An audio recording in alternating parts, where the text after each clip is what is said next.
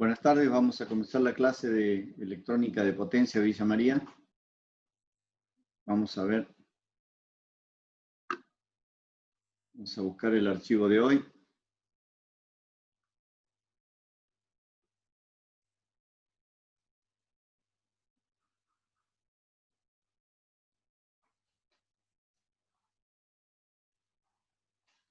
Bueno, la parte de hoy es la segunda parte del motor, de control de motores.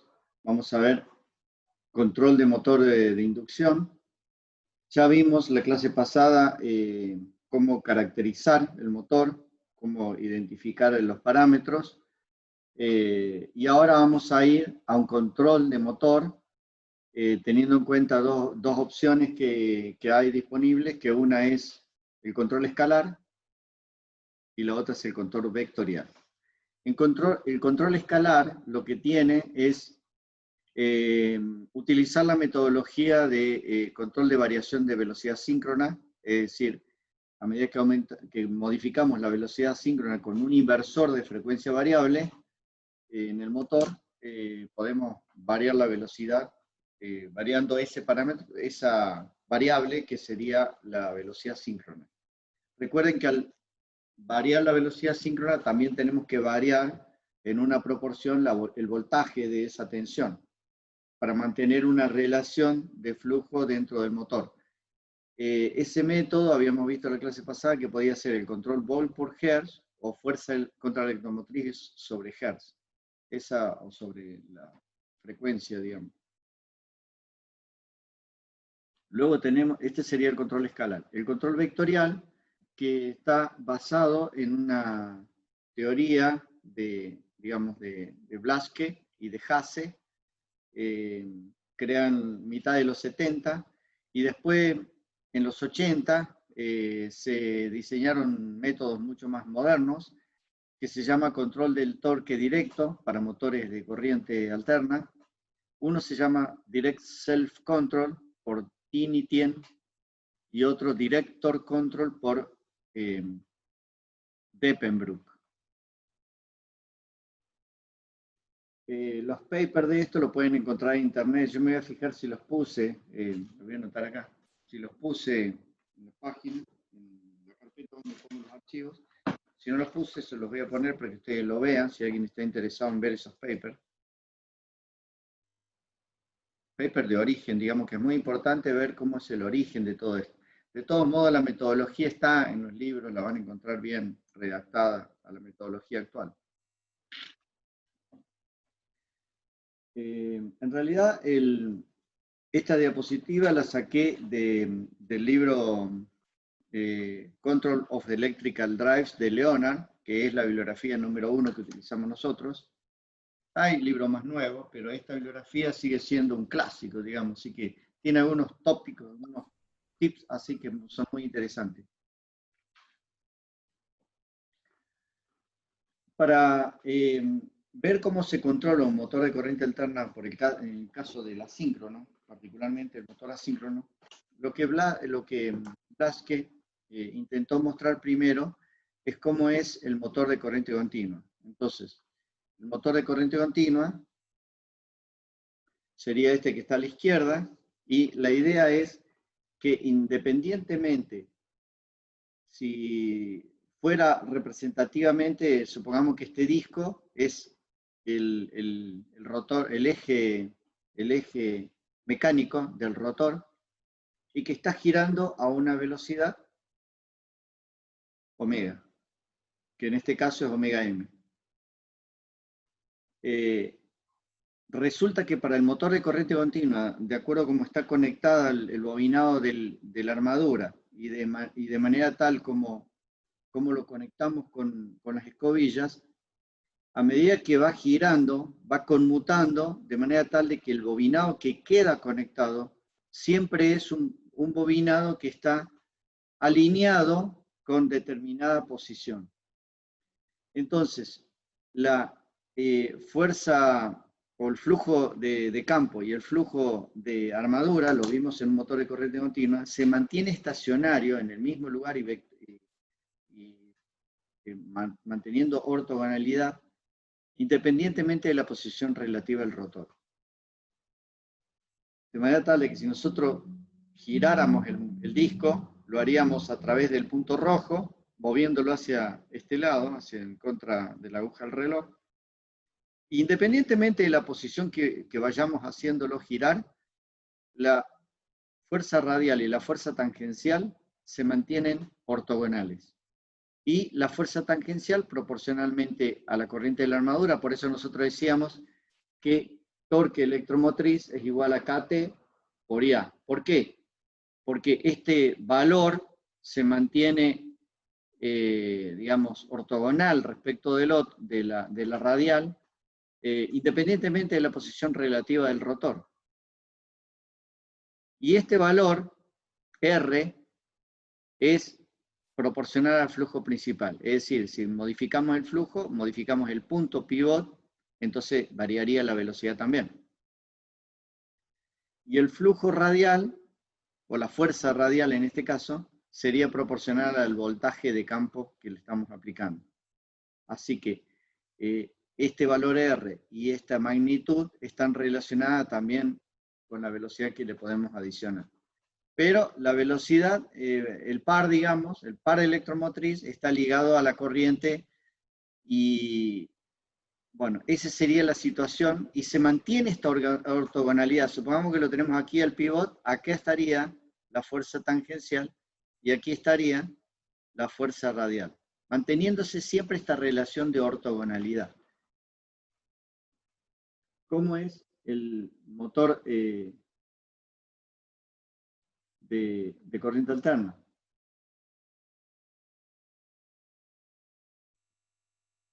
Bueno. No sé qué le pasó a esto. Voy a salir la diapositiva y voy a volver a entrar. Se ve que hice algo mal y borré la diapositiva. Bueno, disculpe.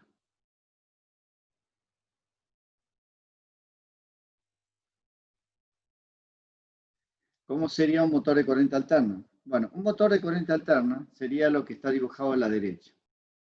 La alimentación está ligada por las fuerzas F1, F2, F3, o sea, por el valor. Si nosotros teníamos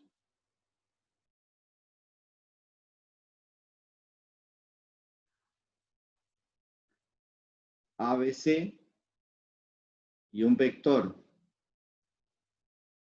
de corriente del estator que está girando de esta manera, nosotros lo podemos representar, digamos, por su valor, como vimos en inversores, por su valor en un nuevo sistema de eje de referencia que le llamaríamos alfa beta, y ahí estaría IS alfa, IS beta, ahí estaría el vector que está girando, pero lo relacionamos con el sistema ABC que suponemos que está fijo. Bueno, resulta que no está fijo. En la alimentación está este vector IS está girando representadamente, si lo representamos por este eje este sistema o este marco de referencia, llamémosle marco de referencia, y acá está quieto y ese está girando. Acá no, acá F1, F2 y F3 también están rotando. ¿Por qué? Porque la velocidad del campo giratorio del estator es mayor que la del campo giratorio del rotor. El rotor está girando a menor velocidad, en el caso de un motor asíncrono, por ejemplo. Entonces, pasan dos cosas acá. Que IS está girando, pero F1 y F2 y F3 no están estacionarios. Entonces, en cualquier instante posterior, este eje está girando para allá, este está girando para allá y este está girando para allá, a su vez dentro del valor IS que lo estamos viendo ahí. Entonces, tenemos un problema cuando queremos hacer un control de este tipo de motores, porque tenemos un vector IS y un vector IR, en el caso de un motor asíncrono, IR está ligado a IS por la inducción. Y para que haya inducción tiene que haber corte de línea de fuerza, y para que haya corte de línea de fuerza tiene que haber distinta velocidad. Entonces, una cosa trae a la otra y por lo tanto Pero ¿qué nos interesa a nosotros? Bien, lo que nos interesa para controlar un motor es, de nuevo, la componente radial y tangencial, o sea, esta que está acá. La componente radial resultante y la tangencial resultante. Un vector cualquiera que esté puesto acá, me va a interesar, un vector que supongamos sea ese, este vector que está acá, me va a interesar, obviamente, yo lo voy a ver en qué marco de referencia, en este marco de referencia o en este marco de referencia. Porque este marco de referencia en este punto es así y así, que sería la fuerza tangencial resultante y la fuerza radial resultante. El vector que esté donde esté, yo lo voy a ver así, y este vector lo voy a ver así. Lo puedo ver así. Pero en este marco de referencia lo veo, si fuera alfa beta, como está acá alfa beta, lo voy a dibujar en verde, lo vería así.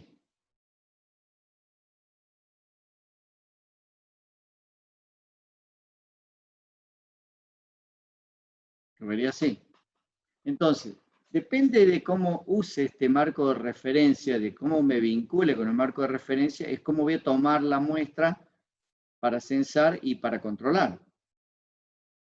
Con el problema de que la corriente IS está girando, está manifestándose a una velocidad mucho más grande que la del eje del motor.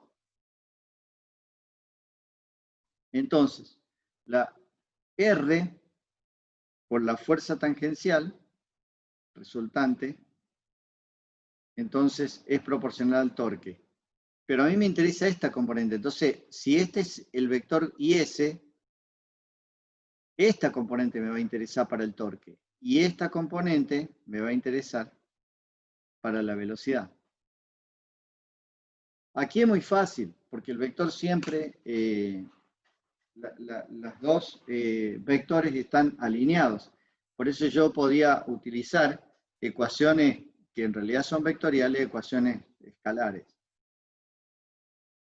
Vamos a seguir hablando un poquito más adelante sobre eso. Vamos a continuar. Entonces, controlar el motor es bastante más complicado, un motor de corriente alterna, porque tengo que tener en cuenta estas variables. Entonces, hay dos métodos o dos variadores de velocidad típicos que se utilizan. Uno se llama variadores simplemente o drives de velocidad ajustables y se utiliza para aplicaciones básicas como ventiladores, compresores, tracción eléctrica, algunos vehículos híbridos, algo que no requiera gran precisión. Y los servomotores que sí necesitan un control de gran precisión. Entonces, un variador de velocidad de un motor asíncrono para una bomba, para algo, ya no necesita tener tanto nivel de sistema de control, simplemente pongo un inversor que puede ser un SVPWM o SVM como le llamábamos, o puede ser cualquiera de los métodos que hemos visto, por ejemplo, de SPWM, o sea, puede ser el CPWM o el SPWM, cualquiera de ellos, pero variantes con estilo PWM, múltiples pulsos. Y nosotros habíamos visto en la clase pasada que había que generarle el offset, por ejemplo en volt por hertz, generarle el offset. ¿Cómo se genera el offset? Bueno, se verifica a mínima frecuencia y a frecuencia nominal tenemos el torque nominal en el motor. Cuando empezamos a bajar la frecuencia hasta la frecuencia mínima, bajamos en la misma proporción la tensión, o sea, volt por hertz. En la misma proporción. Si bajamos un 30% de la frecuencia, bajamos un 30% de valor de la tensión. Bajar así implica no tener en cuenta la resistencia del motor, del estator y la caída de tensión en la inductancia de dispersión del estator. Entonces vamos a tener y a medida que baja la frecuencia, el valor de la resistencia pasa a ser más significativo y por lo tanto empezamos a tener más pérdidas y el flujo cae en una proporción. Eso es lo que vimos en la clase pasada. Entonces nosotros, ¿qué hacemos? A la mínima frecuencia vemos cómo levantar, cuánto hay que levantar esa tensión para mantener un valor de flujo constante independientemente de la velocidad. Y con eso me sale una tabla que es voltaje-frecuencia hasta el valor nominal. Esto hubiera sido el valor ideal, que con 0 tenemos 0 y con máximo tenemos máximo. Bueno, entonces eso no ocurre, vemos que hay que generar ese offset y ese offset sería algo así, donde acá necesitamos incorporarles ese valor B0. Y a partir de ahí viene con un offset hasta llegar a valor nominal.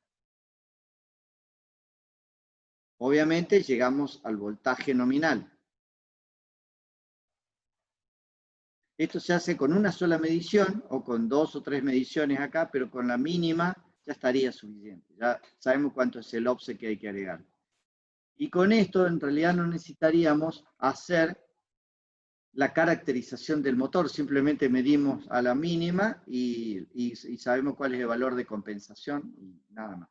Esa sería la idea. Eso es una manera, pero esto es un control de lazo abierto. O sea, es una variación de velocidad a lazo abierto. Una variación de la velocidad a lazo cerrado implica tomar una muestra de la velocidad del motor con un taco generador y eso ponerlo en un controlador. Y el inversor sería un inversor cualquiera del SPWM o el SBPWM o el TPWM, el de la inyección de la tercera armónica, cualquiera de esos inversores podrían dar acá. Siempre el SBPWM es más recomendado porque es más aplicable para cualquier tipo de casos, digamos. Incluso los controles escalares contienen, al revés, el control vectorial contiene el control escalar. Uno puede optar por el control escalar en un variador de velocidad que tiene control vectorial. Entonces el inversor es siempre el SBPWM.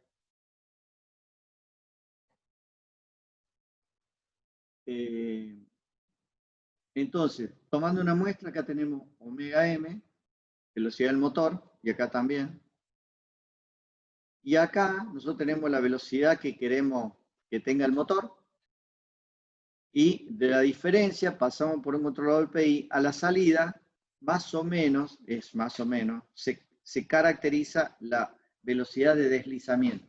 También se llama omega slip. Omega S. Pero omega S no se usa porque se usa SL, porque si no se confunde con velocidad síncrona. Entonces, nosotros le ponemos omega 2. Omega 1 es la síncrona y omega 2 es la de deslizamiento, como para diferenciarlo bien claramente. Nosotros habíamos visto que velocidad del motor era igual a omega 1, 1 menos S. Esa era la ecuación, ¿no? Entonces me quedaría igual a omega 1 menos omega 1 por S es omega 2, entonces omega 1 es igual a omega 2 más omega del motor. ¿Veis lo que tenemos acá? Omega 2 más el omega del motor, por eso insigno más y más acá. El O2 es más. Y sacamos omega 1, que sería esto. Y que es la frecuencia que debería tener el inversor para que el motor gire a la velocidad que estamos pidiendo acá. Y después con la ley de control se cambia a la tensión que le corresponde según lo hagamos a flujo constante o el método tensión sobre frecuencia con el offset de B0. Esta sería la ley de control. Y acá faltaría omega 1 que entre el par de polos. Acá podría haber una compensación del par de polos. Puede ser que esté o no, dependiendo del motor. Y eso entraría al inversor y ya tendríamos un regulador de velocidad. Este sería escalar.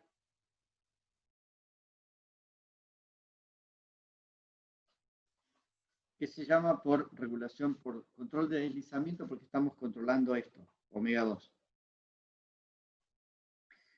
El control vectorial es otra cosa. El control vectorial lo que tiene es directamente hace que el torque que es el producto habíamos visto en la clase pasada, que era el producto de la corriente del estator por la corriente del rotor, pero la parte de la corriente del rotor que genera la fuerza tangencial. Las dos componentes, pero siempre y cuando sean solamente la componente tangencial. Ese producto de los dos, por una constante que depende del motor, es el torque. Bueno, lo que pasa es que la idea fue la siguiente de Blaschke: hacer un método de control que se parezca mucho a como es un control para un motor de corriente continua. Entonces, tiene la idea de ser las características de un motor de corriente continua. ¿Cómo lo hace? Bueno, lo hace de la siguiente manera.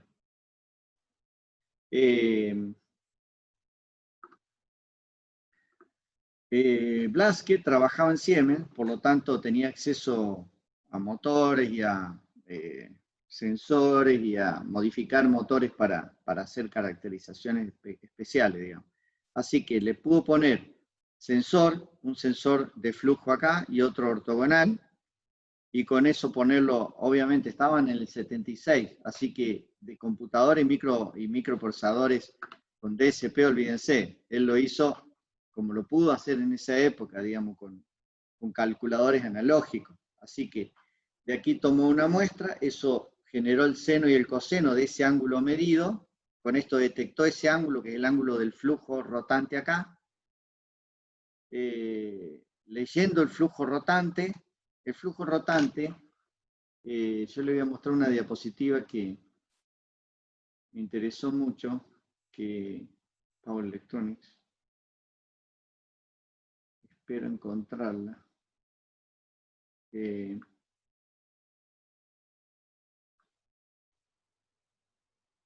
Esperen a ver si es esta.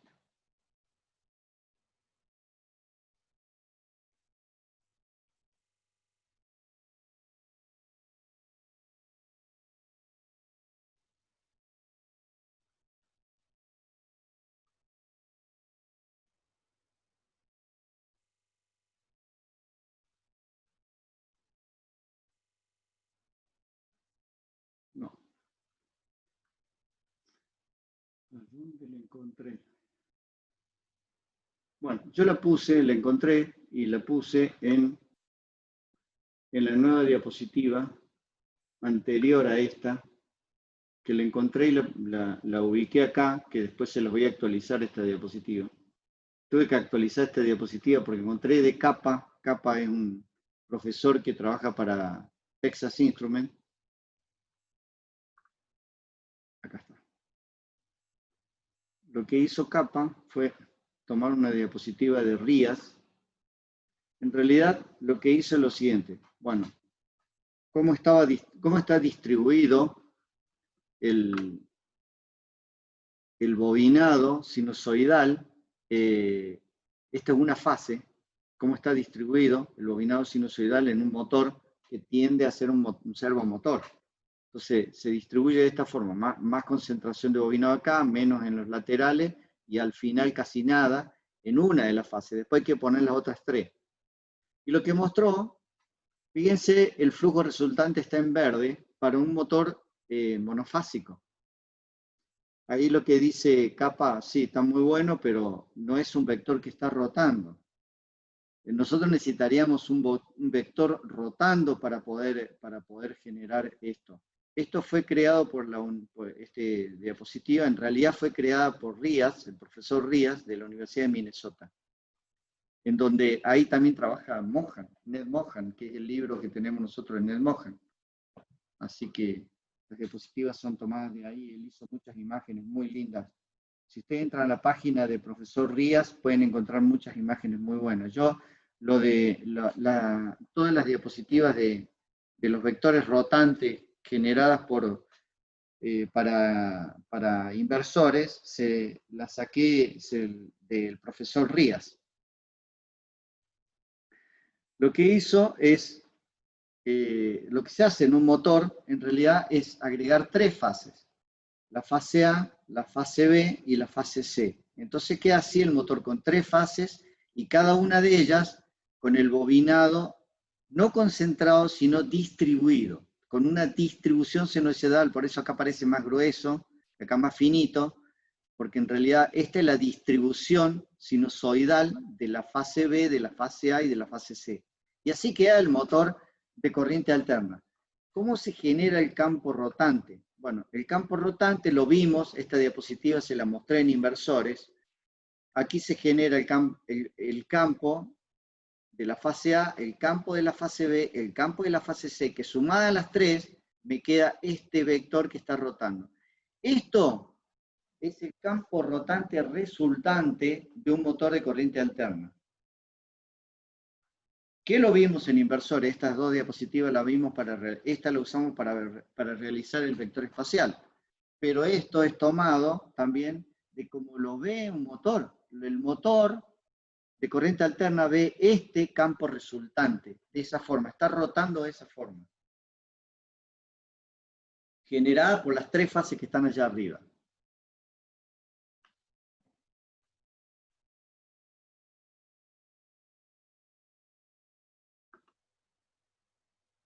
Bueno, volvamos a la diapositiva anterior. Entonces, ese campo rotante lo midió Blaschke, generó el ángulo de variación de ese campo rotante comparado con la velocidad que tiene el motor y lo puso en una matriz rotacional y con eso pudo definir qué valor de corriente poner acá en base a ese campo rotante medido. Digamos, así fue la idea, digamos. ¿Cómo sería en realidad? En realidad lo que se utilizó es la transformación de Park. La transformación de Park lo que hace es, si yo tengo un sistema de, por ejemplo, ABC, este es la alimentación de un motor trifásico. Pero nosotros el ABC, al final terminamos representando por una representación alfa beta, en donde el vector y S está acá girando, el vector está girando, pero yo lo represento por este sistema de referencia ABC o por este nuevo sistema de referencia alfa beta. La transformación de Park lo que hace es liberar ese ABC, llevarlo solamente al alfa beta y generar el verdadero campo rotante que es DQ. Y este marco de referencia girando a la velocidad del marco de referencia como vimos recién en el motor de corriente alterna. O sea, de la diapositiva anterior, volviendo a la diapositiva anterior,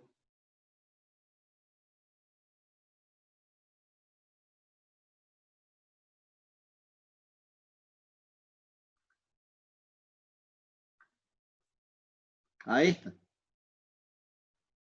Entonces yo voy a sacarla, la voy a poner allá.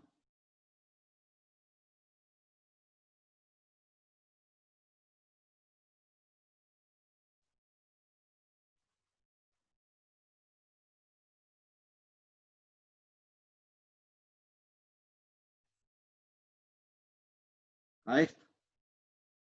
Entonces, este marco que tenemos acá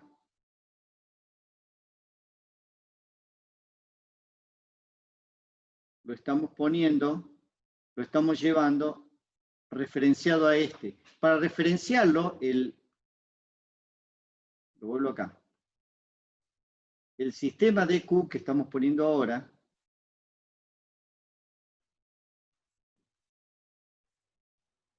este sistema DQ,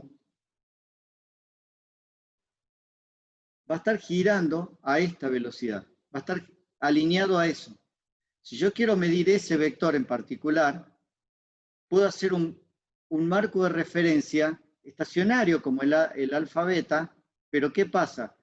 Lo voy a estar mirando cómo gira, pero si el marco de Q gira a la velocidad que gira esto, el vector que ve acá, ese vector resultante, ese que está ahí, lo voy a ver estacionario respecto de esto que está girando a la misma velocidad. En cambio, si lo veo desde el alfa beta, va a ser muy complicado de verlo. Entonces, la idea que tenía, un segundo, ahí está. La idea que tenía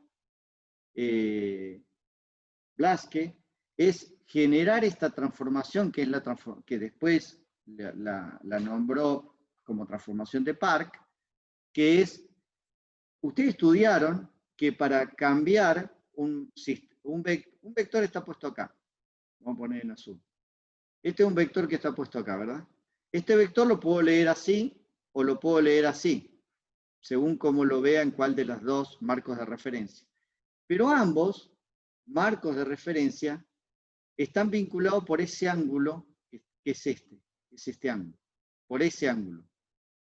Ese ángulo es el ángulo, este ángulo que midió Blaschke. Entonces, si nosotros conocemos este ángulo, el dq que esté girando de la misma manera que está girando este vector, alineado con ese sincronismo de giro, entonces sería mucho más sencillo controlar el motor, porque yo estaría controlando, estaría leyendo un vector que para ese marco de referencia rotacional está quieto. Entonces, esa fue la idea. Entonces, esto volví a sacarlo de Dave Wilson. La idea de Dave Wilson fue la siguiente, mostrar esto. Si yo tengo ese vector de corriente estacionario medido, lo puedo verlo, lo puedo leer sobre el ABC, ¿verdad? Esta corriente puedo leerla así. Lo puedo ver por el sistema alfa-beta, que sería un sistema ortogonal en lugar de ABC. Y esta es la señal trifásica, que la transformo en una señal bifásica. Entonces, mi componente de IS se llama IS alfa e IS beta. Y lo voy a ver acá. Esta transformación se llama transformación de Clark. Lo que hizo Dave Wilson es lo siguiente. Si yo quiero ver esta chica que está girando en la calecita y yo sobre eso pongo una cámara para querer filmarla, pero ¿qué pasa? Ella está girando en la calecita, entonces ¿cómo hago para que con la cámara, fíjense el sistema de referencia ahí, cómo hago con la cámara para capturar la cara de ella si la cámara está fija y la chica está rotando? Entonces, es muy complicado hacer un traqueo de un sistema que está en un marco de referencia con otro sistema que está en otro marco. ¿Qué pasaría si yo la cámara la subo acá adentro, a ella la pongo de este lado y la filmo ahí, pero metida en este marco de referencia ya de la calecita rotando? En ese caso, la cámara se metió en su marco de referencia y la ve a ella como quieta. Y es mucho más sencillo hacer el control. De la otra manera, ¿cómo sería transformar mi sistema de ejes? Y bueno, agarrar la cámara, ¿verdad? Y acá hacerle una base y hacerla girar, pero dentro de ese marco de referencia. Ese sería muy sencillo. Entonces, esto sería como la voy a ver si yo la estoy tomando a ella, pero ya desde el marco de referencia sincrónico, o sea, metiéndome adentro de la calecita con ella. Entonces, de esa forma sería muy sencillo filmarla. Entonces, volviendo a mi sistema alfa-beta, va a haber un nuevo sistema que le llamamos DQ, pero que está rotando adentro de la calecita. Entonces, este valor de vector medido sobre este sistema de redes, porque ese vector está girando, pero si yo lo pongo en un marco de referencia que gira a la misma velocidad que IS, voy a tener siempre esta magnitud ID y IQ similares, porque no están, me metí en ese marco de referencia. Este marco de referencia de Q se llama marco de referencia síncrono. Y es la transformación de Park. Ahora, esa transformación, ustedes ya la han visto, ustedes ya la conocen. Esto lo han visto, por ejemplo, este sistema, alfa beta, versus este otro sistema, DQ. Si ustedes tienen este ángulo, obviamente este ángulo está variando. No es un ángulo fijo. Este ángulo, porque DQ está rotando y alfa beta está quieto. Entonces, DQ, siendo otro marco de referencia, ustedes estudiaron en los libros de álgebra que pueden hacer la transformación de eje de coordenadas. Si se acuerdan, cuando estudiaron álgebra en el Antón o cualquiera de los libros, aparece eso. Bueno, esto es lo que hace la transformación de Park. La transformación de Park lo que intenta hacer, entonces, es cambiar mi sistema de eje alfa beta, perdón, vuelvo para atrás, mi sistema alfa beta,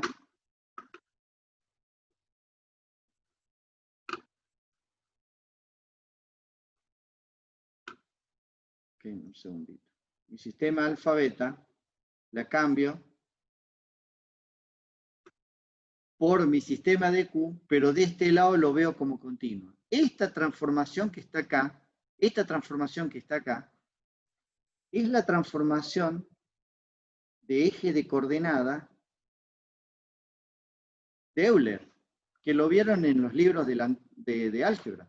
Esta transformación se ve cómo hacer la transformación de eje de coordenada. Y la voy a ver como dos variables continuas. Porque este valor y este valor ahora van a estar quietos si esto está girando, pero esto está girando a la misma velocidad que este.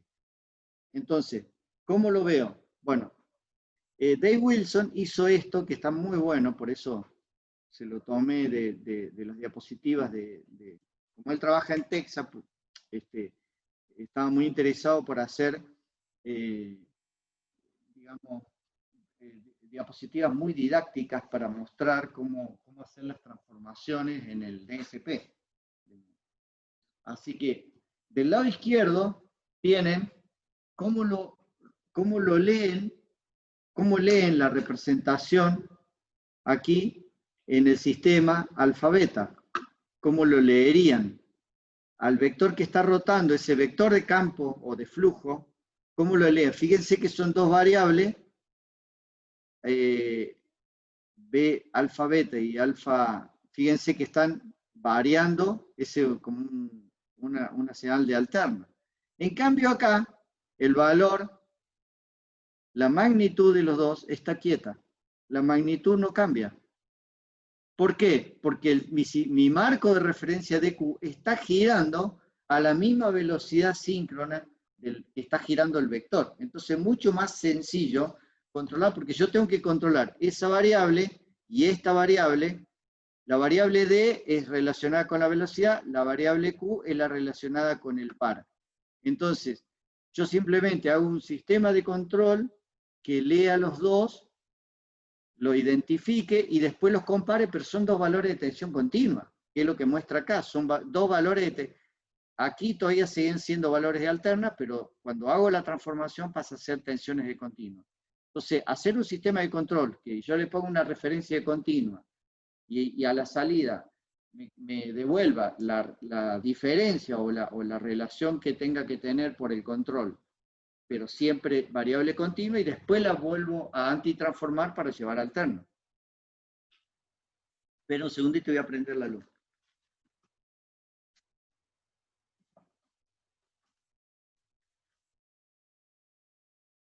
Entonces, lo que hizo Dave Wilson es lo siguiente.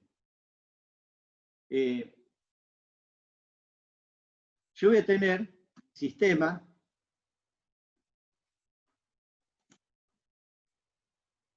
medido de D y de Q, lo comparo con mi referencia y va a salir un error, pero estos valores son valores de continua, valores de corriente continua. Esos valores de corriente continua después se comparan, se ponen en un comparador PI, tanto lo del eje D como lo del eje Q, obviamente con un PI como habíamos visto para motores de corriente continua, este PI que me mantiene el cero quieto, y sale una tensión BD continua y BQ continua, que después la tengo que antitransformar con la transformación inversa de Park y de Clark para llegar a la tensión alterna sinusoidal, o me quedo con el alfa beta y hago un control SBPWM mirándolo desde ese sistema de referencia. Cualquiera de ellas es lo mismo. Y dependiendo del tipo de motor, es cómo se van a ir viendo las variables. La variable de la resistencia del estator o de la inductancia del estator, desde el eje D y desde el eje Q. Y después tengo que hacer la inversa. De DQ lo tengo que llevar a alfa beta, vuelvo a tener esta, y de alfa beta a ABC. O directamente lo pongo en el inversor. De alfa beta vuelvo a tener ABC con las transformaciones inversas de Clark y de Park. Primero de Park y luego de Clark. Entonces, eso es lo que hizo entonces Blaske. O sea, no lo hizo Blaske. Blaske lo hizo con lo que podía hacer en ese momento, digamos. Pero es lo que se utiliza hoy. Este es el control vectorial que se utiliza hoy. Y para poder hacer, paso 1, para poder hacer la transformación de ABC a alfa beta, necesito monitorear 2 de las 3 corrientes de ABC, con 2 me alcanza, y genero la variable IS alfa y IS beta, que son variables como están acá, son de ese tipo. Acá está la inversa, pero son lo mismo. Eso es lo que veo acá, digamos. Después necesito ponerle el ángulo, que en el libro estaba con ese valor, pero es el valor del ángulo del flujo rotante para cambiar el eje de transformación, del eje del marco de referencia alfa beta al DQ. Y una vez que tengo el valor de corriente D y Q, ahí sí lo puedo comparar con 2 valores de continua. Porque estos 2 valores también son de continua. Lo paso por ese compensador PI que acabamos de mostrar recién y tengo un valor de referencia que entra ahora a la transformación de Park inversa, que le vuelvo a meter el valor del ángulo y vuelvo a sacar esto que está acá. Pongo este ángulo y vuelvo a antitransformar a llevar a alfa beta y de luego de alfa beta a ABC. Y eso ya entraría a mi inversor y eso es lo que entraría al motor. Esos son los pasos que tengo que hacer, pero yo acá estoy controlando continua. Si no, tendría que estar controlando alterna viendo con la cámara desde el lado de abajo de la calecita. Y eso es muy difícil de controlar porque no lo puedo traquear. Para poder traquearlo me tengo que meter en ese marco de referencia. Y esto no es un problema de motor, es un problema que también ocurre con los aviones, con cualquier sistema en donde tengo distintos tipos de marco de referencia. Tengo que visualizar a dónde, tengo que colgarme en el marco de referencia para poder hacer el control. Tengo que ir cambiando de marco de referencia. Los sensores inerciales de los aviones también utilizan esta metodología. ¿Cómo es controlar el motor síncrono? Bueno, el motor síncrono, esto era para el asíncrono. El síncrono es mucho más sencillo porque los 2 vectores, corriente del estator y el rotor, están girando a la misma velocidad. Entonces, si yo mido la corriente del estator, estoy infiriendo con la velocidad que va a tener, con la misma velocidad que tiene la corriente del rotor. Pero ¿qué pasa? No tiene la misma fase.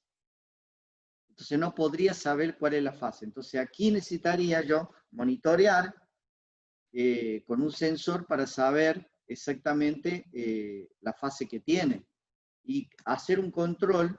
El motor asíncrono resulta que hay un valor de fase del motor que me genera el máximo par. Si están en fase, tanto la corriente del estator con la del rotor, el torque que se genera es cero. Tiene que haber un ángulo de desfasamiento entre el rotor y el estator. Y tengo que hacer un desfasamiento al revés si quiero frenarlo. Esto para el motor rotor cilíndrico. De polos salientes, el valor es un poco menor, es un poco menos de pi sobre 2. Tanto para el torque mínimo, está deformada la forma del torque para el motor de polo saliente. Todo síncrono, ¿no? Entonces, el motor cilíndrico tiene un rango de actuación del motor de desfasamiento entre la corriente del rotor y del estator entre menos pi sobre 2 y pi sobre 2. Y el motor de polo saliente un ángulo menor que pi sobre 2. ¿Cómo es el controlador de un motor? Bueno, tengo que censar mecánicamente y tengo que censar la corriente y eso ponerla en un sistema de control simplemente que me mantenga la diferencia de fase entre la corriente, la fase que hay entre la corriente del rotor y el estator y se mantengan estacionarias. Y con eso yo puedo controlar el motor, el máximo par o el valor de par que quiera tener. O sea, es mucho más sencillo. ¿Puedo usar un motor vectorial? Sí, también puedo usar para controlar un motor síncrono. Es mucho más sencillo el control de un motor síncrono. ¿Cómo es el síncrono pero de reluctancia conmutada? Bueno, acá hay bobinado y el rotor es material magnético que está puesto acá que tiene distinta cantidad de polos que el estator.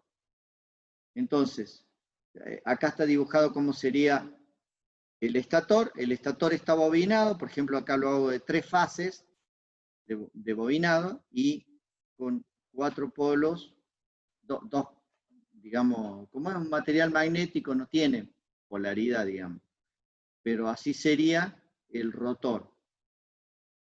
Y bueno, ¿cómo es el controlador? Si yo quiero hacer girar hacia la derecha el rotor y están este bobinado y este bobinado conectado, yo tengo que desconectar este bobinado y conectar este otro bobinado para que esto sea traído hacia allá y este sea traído hacia acá. Y cuando pasó eso, después conecto este y este para que este sea traído para allá y este sea traído para allá. Y así sucesivamente. Si quiero hacerlo girar al revés, bueno, tengo que hacer el paso inverso, obviamente. No tengo que hacer eso. Si está así y quiero hacerlo girar para el otro sentido, conecto este bobinado y esto se va a ver atraído así. Es muy sencillo el control. El único problema que hay es a bajas velocidades. A bajas velocidades, este ripple de torque, debido a que es casi un motor paso a paso, se vería muy perjudicado. Entonces no se notaría mucho el ripple que hay. O sea, se notaría cómo van pasando los pasos cuando son pocos pasos. La idea entonces para baja velocidad es no desconectar la tensión de este motor, sino de esta fase, sino desconectarla suavemente para recién conectar esta otra, con suavidad ir desconectando este y con suavidad ir conectando la otra. Entonces eso genera un movimiento hacia allá más suave. Esa es una estrategia de control para bajas velocidades, pero para altas velocidades no haría falta. ¿Y cómo es el driver? Bueno, para este bobinado de la fase A, por ejemplo, para el bobinado de la fase A, que está acá, tendría este par de transistores con un par de diodos. Entonces, este sería la fase A. Conecto este transistor y este transistor, pero para conectar el transistor que le corresponda, ¿cómo saber qué transistor tengo que conectar? Tengo que monitorear la fase que tiene el rotor. Según la fase y la velocidad y el sentido de giro que quiero darle, es cuál bobinado es el que sigue. Entonces, ¿el bobinado que sigue es este o es este? Y el que esté conectado, ¿qué velocidad? Está conectado a este, pero ¿qué velocidad quiero tener? Bueno, PWM en los transistores, y según el ciclo de trabajo que le demos, va a ser mayor velocidad o menor velocidad. Entonces, el bobinado que esté conectado lo defino en base a la posición relativa, y una vez definido, también defino el PWM que le va a corresponder. Ese sería un motor síncrono de reluctancia conmutada. Entonces, ¿cómo sería la idea? Detección de la posición inicial del rotor para saber qué bobinado le corresponde. Cálculo del ciclo de trabajo en función del torque y velocidad que quiera tener. Monitoreo de la posición del rotor para seleccionar cuáles son las fases que tienen que estar conectadas. Y hay una estrategia para el caso de baja velocidad de cómo lo voy a hacer. Cómo voy a ir conectando y desconectando las fases, digamos. Hay otro motor, que es el motor brushless, que es un motor que se llama DC brushless o BLDC. Es un motor síncrono, pero es un motor síncrono de imanes permanentes. El rotor es el campo y tiene imanes permanentes.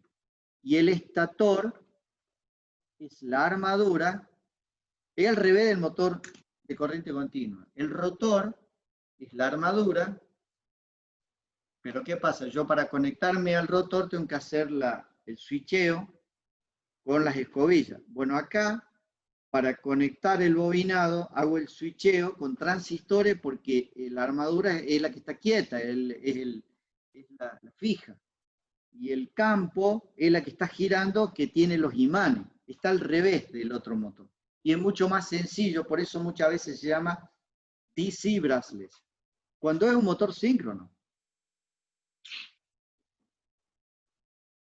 Bueno, tienen todas estas metodologías, pero acá les muestro algunos motores. Este es un motor. Acá están cómo están ubicados los bobinados, ¿no? Bobinado A, bobinado B, bobinado C, ABC de nuevo. Y acá están los imanes permanentes, que pueden ser imanes que siguen la línea de la circunferencia, o imanes puestos así, que son más baratos. Este motor es mucho más económico, obviamente. Este es más importante. Y esto es lineal. Cuando quiero desplazarme linealmente, es un motor lineal. Y este motor es un motor que se llama de flujo axial, que se adosa en las ruedas del vehículo, esto para la tracción eléctrica, en donde acaba el bobinado, ahí va el bobinado, y acá están los imanes.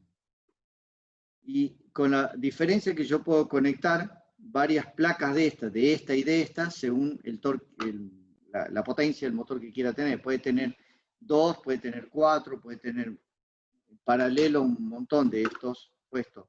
Y este, el que está girando, obviamente. Este es el que gira, está adosado al eje, a la rueda, y este es el que está quieto. Y el que tiene el bobinado, el que está quieto. Es mucho más sencillo. El motor DC brushless, la ventaja que tiene es que yo hago la conexión y desconexión, a diferencia del motor de corriente continua, que lo hago a través de las escobillas, acá lo hago a través de conmutación con transistores de afuera.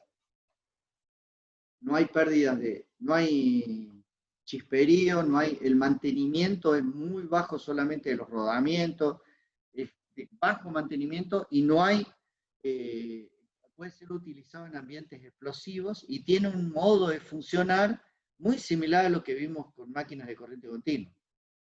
¿Cómo sería el controlador, en realidad? El controlador sería así. Necesito sensar, este sería el rotor, puse un solo imán, cuando pueden ser más, obviamente como mostré recién, pueden ser todo esto. Bueno, yo necesito sensar la posición angular que tiene el rotor. En base a la posición angular que tenga, defino qué transistores conectar. Puedo conectar este y este, o puedo conectar ese y este. Decido qué bobinado conectar, pero la decisión de qué bobinado conectar se hace en base a la posición relativa del rotor. Esa es una decisión que es como interna, digamos, y es autónoma. Yo desde aquí, desde el controlador, no decido conectar este y este o este, dependiendo obviamente de la dirección de giro. Ahí sí puedo tomar una decisión de forzar para qué lado hacerlo funcionar. Si para girar a la derecha o girar a la izquierda. Pero lo demás, la estrategia de control, se hace internamente, independientemente del sistema de control. Entonces, yo censo la posición y en base a esa posición es cuál transistor le corresponde conmutar. Es posición y sentido de giro, nada más. Eso es lo que toma la decisión de qué bobinado conectar. ¿Y cómo hago el controlador? Con el PWM. O sea, al transistor conectado, defino qué PWM utilizar en base al torque y velocidad requerido. ¿Cómo es el motor de corriente continua? Yo decido sobre cómo hacer la conmutación de la escobilla. No. La decisión de la conmutación de la escobilla la decide el sistema autónomamente de acuerdo a la posición relativa, la posición del rotor. Aquí pasa lo mismo. Yo no decido sobre cómo hacer la estrategia de conexión de los transistores. Sí, cómo conmutarlo. Entonces, acá de nuevo vuelvo a Dave Wilson. Entonces muestra, le voy a mostrar esta diapositiva. Ahí tiene el bobinado A, el B y el C. Y largamos.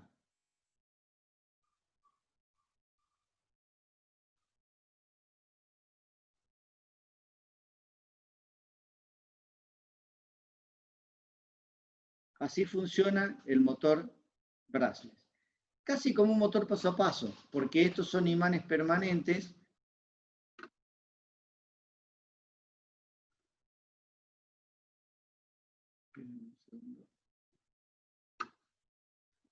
Cuando lo pongo a la diapositiva,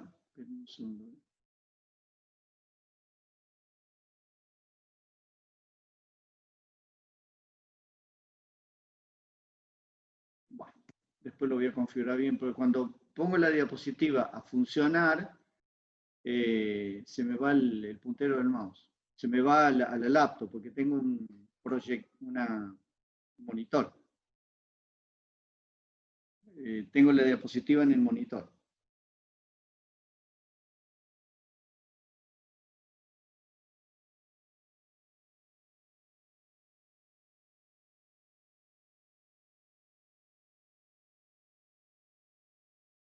Ahí pueden ver el torque generado arriba y la corriente más abajo. Este es el torque y acá está la corriente.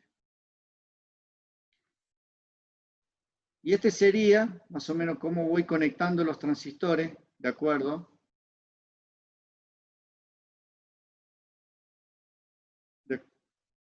Disculpe, vuelvo para atrás. Cómo voy conectando los transistores de acuerdo a la posición que vaya teniendo. Y acá hay otra diapositiva que muestra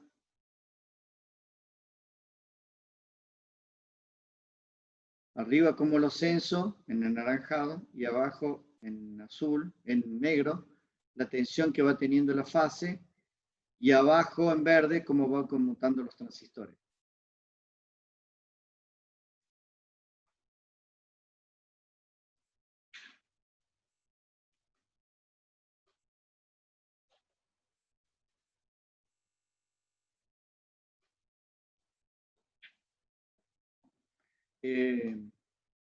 Les recomiendo que si ustedes cuando tengan tiempo no estén tan, digamos, saturados con las clases y con rendir y qué sé yo, que entren en las diapositivas de Dave Wilson directamente en internet y él presentó una clase completa, mucho más completa que esta. Bueno, yo saqué 2 o 3 diapositivas nomás, sobre cómo funcionan. Tienen para todos los tipos de motores.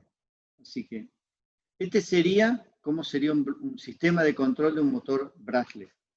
En realidad necesito censar la posición que tiene, la posición angular, y con esa, entonces lo pongo en el driver para definir qué transistores se conectan en base a la posición angular.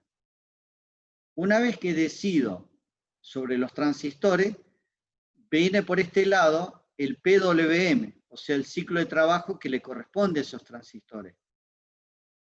Pero la decisión de qué transistores conectar es un loop interno, por eso este motor también en español se puede llamar autoconmutado.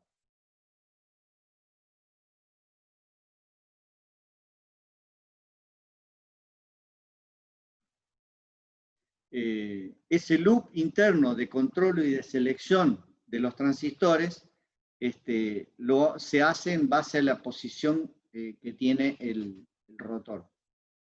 También puedo censar la velocidad. Esto es el mismo sensor en realidad. Acá se pone como dos sensores aparte, pero es el mismo. Y entraría para el control de posición y el control de velocidad. Y los transductores de corrientes para generar también el control de torque.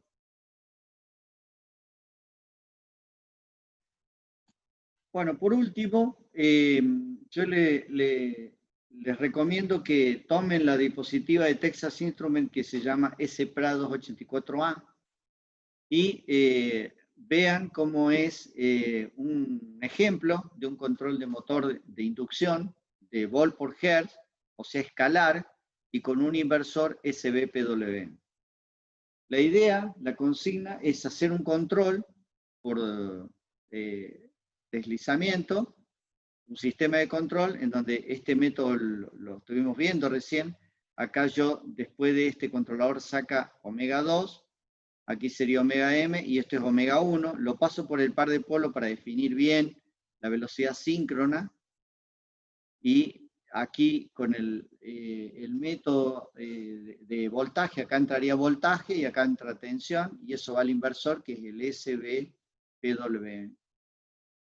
Esa sería la consigna, digamos, hacer un controlador de este tipo, y él, en vez de utilizar directamente esta curva, él le da un offset y le mantiene la curva. Bueno, son estrategias.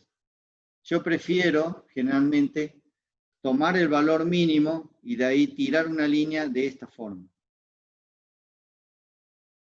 Hacer una línea así, pero dependerá del motor, obviamente. Hay que caracterizar muchos puntos para lograr saber exactamente cuál es la curva. Y aquí en la nota de aplicación muestra cómo serían los pasos para hacer, utilizando un microcontrolador, obviamente. Nosotros no vamos a ver microcontrolador ni nada que se le parezca.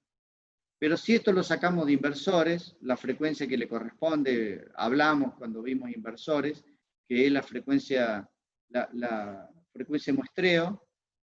En un SB-PWM hay 6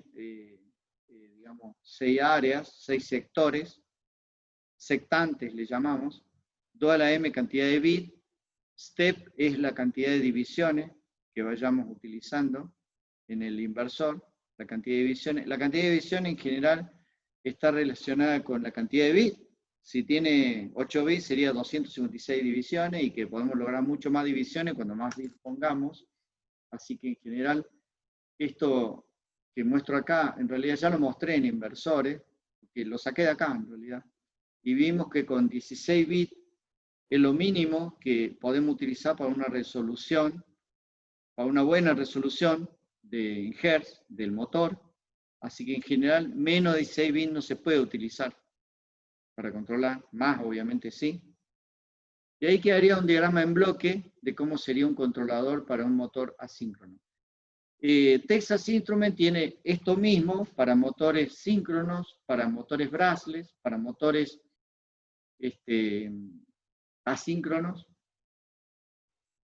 que sería pero también tiene algoritmo muestra todos los algoritmos, cómo hace la descomposición de transformada de Park y de Clark. Bueno, hay un libro destinado a esto directamente, así que yo simplemente les muestro cómo sería la idea. Y así quedaría, digamos, cómo es un control vectorial de un motor asíncrono en MATLAB, donde nosotros tenemos el inversor, o con unos IGBT, con una alimentación. Por acá entraríamos el torque en el motor, en el modelo del motor. Aquí va a entrar, aquí hago la estrategia de control vectorial, donde van a entrar pulsos a los transistores, pero acá hago toda la estrategia de control en base a una referencia. Esta en realidad toma estos parámetros, la IABC y la velocidad, y con eso estima el ángulo y hace aquí la transformación de Clark y de Park para darle después, y el controlador con esto de velocidad acá entraría el IQ, el IQ y el ID de referencia en base a la velocidad requerida, y se hace el control. Todo el control está acá en realidad, pero monitoreado, tomado con esta muestra. Y con eso después del motor esto es un vector, que ahí saco distintos valores y lo pongo acá, en donde acá tengo la tensión de alimentación, la corriente, la velocidad y el par. Y acá tengo cómo hace el control. Ahí llega a la velocidad. Obviamente, fíjense, tengo un gran par. Este es el par electromotriz y este es el par de carga. Y después baja y se iguala el par electromotriz al par de carga cuando la velocidad llegó al estado estacionario. Esto es lo mismo que vimos en motores continuos. Bueno, acá, control vectorial de un motor asíncrono se comporta muy parecido a un motor de corriente continua. Lo que pasa es que al principio hay gran torque. Hay mucho más torque. Después tarda un tiempo. Fíjense que acá hay un segundo que tarda hasta llegar a estacionarse. Luego, si hay un escalón de torque de carga, lo que está en rojo, se acomoda, pero fíjense, baja la velocidad y después se vuelve a acomodar, porque está controlada. Entonces va a haber un bajón de velocidad, pero después se vuelve a ajustar a la velocidad de referencia, a pesar de haber un escalón de torque, porque es un lazo cerrado.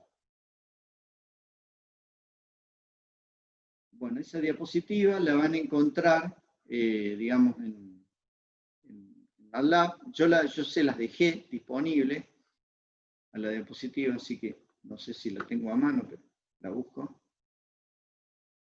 En el Drive está. Busquen simulaciones, capítulo 8, y ahí la van a encontrar. Para correrla y para ver cómo hace las transformaciones, todo. Es bastante larga, extensa, digamos.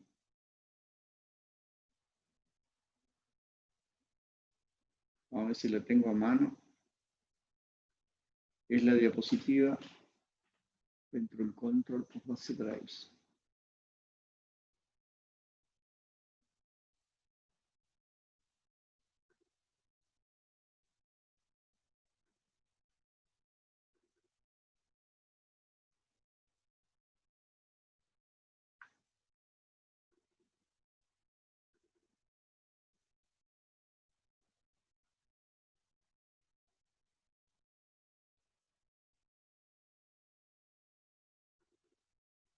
A ver si es esta.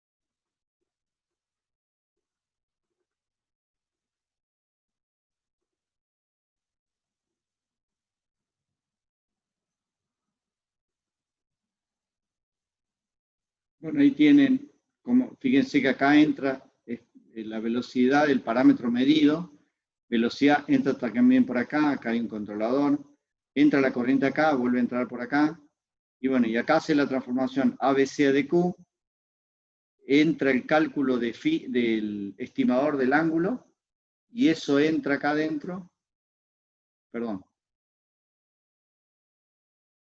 de acá, nosotros hacemos el cálculo de ID para llegar al valor de phi, y eso vuelve a meterse acá para llegar al IQ. De acá tengo el ángulo θ, de ahí llego al IABC, la transformación de Q a ABC, que es la inversa, y después vuelvo a tener los pulsos, que son los que entra el transistor de potencia.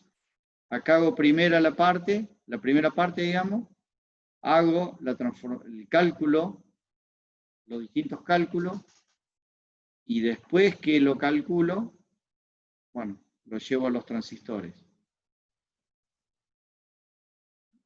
Eso entraría acá a los transistores, y bueno, y eso entraría en el inversor, y después lo mido, digamos.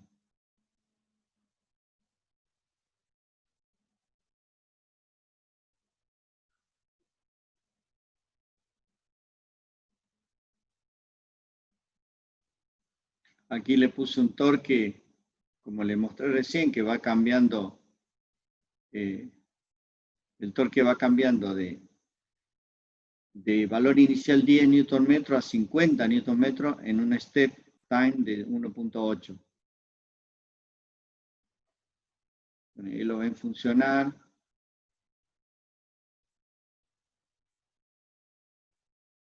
Después, córranla ustedes para ir viéndola por su cuenta.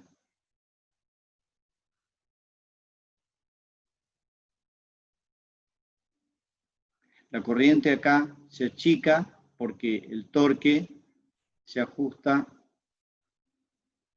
al torque de carga. El torque electromotriz se ajusta al torque de carga, entonces la corriente ya no es tan grande. Acá es grande porque quiere alcanzar la velocidad estacionaria. Acá produzco el torque de carga en 1.8, cambio de 10 a 50, fíjense a dónde llega, valores locos, digamos, de corriente. Yo tendría que limitarlo un poco porque nunca voy a tener un torque de carga tan grande. O sea, a veces, está bien, llegaría más lento a la velocidad, en vez de llegar a 1 segundo, llegaría un poquito más, pero no con valores de corriente tan altos. Así que por eso siempre es necesario tener un control de la corriente también, aparte de control de la velocidad. Así que este sería un controlador de motor de corriente alterna asíncrono. Bueno, de estos van a encontrar un montón en MATLAB para distintos tipos de motores. Yo solamente dejé este.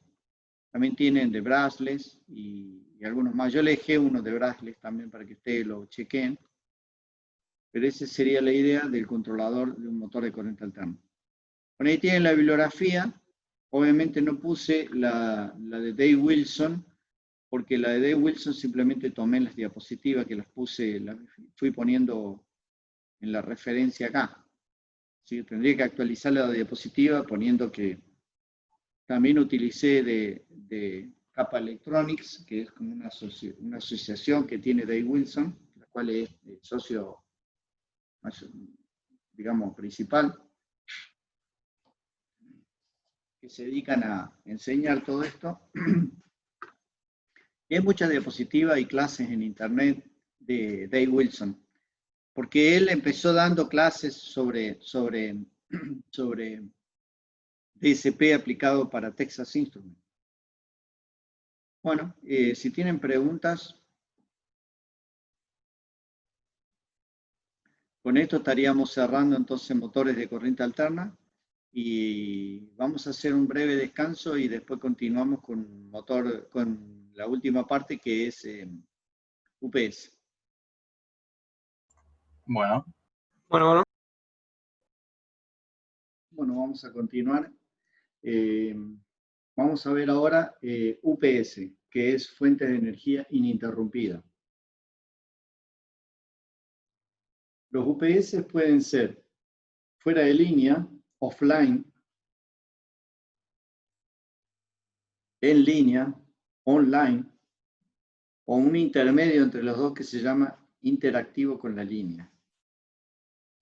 El UPS ideal, de alterno obviamente, debería entregar una tensión sinoidal en la carga con baja distorsión armónica total, todo lo ideal que sería en un inversor, con posibilidades de soportar desadaptaciones de la carga, o sea, para carga desbalanceada.